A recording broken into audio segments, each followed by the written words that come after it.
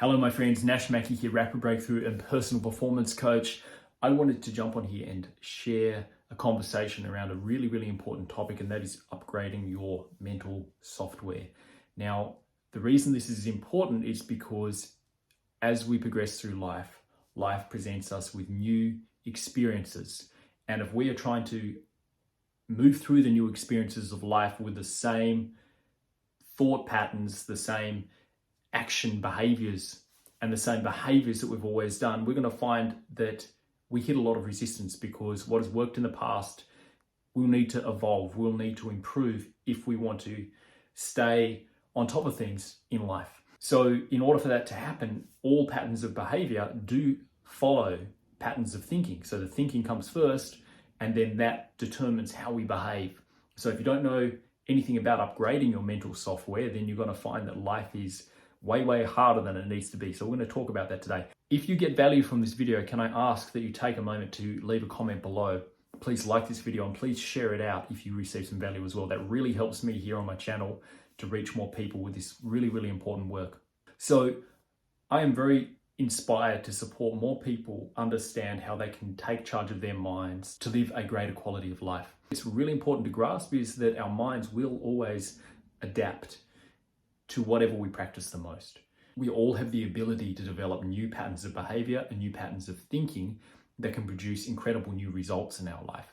None of us are caged completely by our thinking unless we believe we are, unless we are telling ourselves stories and making things mean particular things that cause us to feel like we are caged. Our mind is ours to be directed by us.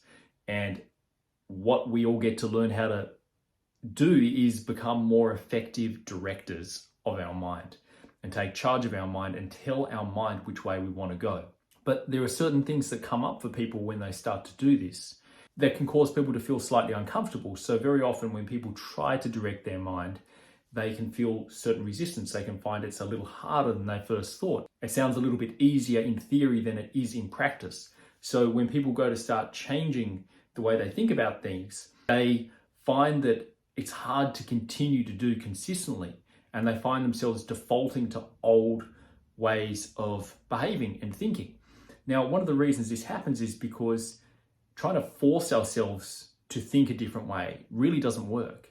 If we are behaving a particular way automatically, if we've developed habits of thinking and behaving, well, they are deep in the subconscious mind if they're habitual. So force is not what is required, and this is where a lot of people get confused. They're trying to force themselves to think differently, versus what we get to do is allow our minds to absorb new suggestions. And we don't want to do this through force. In fact, we will resist it if it's through force. We must be taking in new commands in a relaxed state. Now, this is why I support my clients using hypnosis, because I can support them go into a very relaxed state, and the subconscious mind becomes highly impressionable. And in that impressionable state, we're able to put in new commands.